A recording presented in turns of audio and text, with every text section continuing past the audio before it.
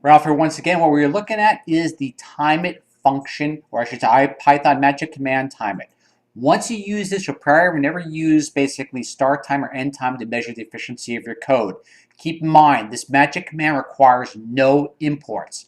All you want to do to test one line of code is your percentage sign, timeit, put the line of code right after that. What you'll be given is the mean time, the standard deviation that time, and it will default at 7 runs at 100,000 loops.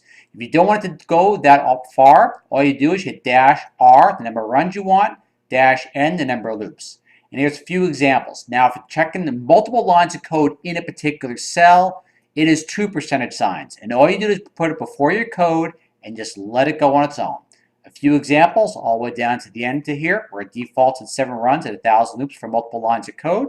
Hope this helps. Ralph out. Timeit. Wonderful, wonderful magic command. Catch you in a bit. Bye.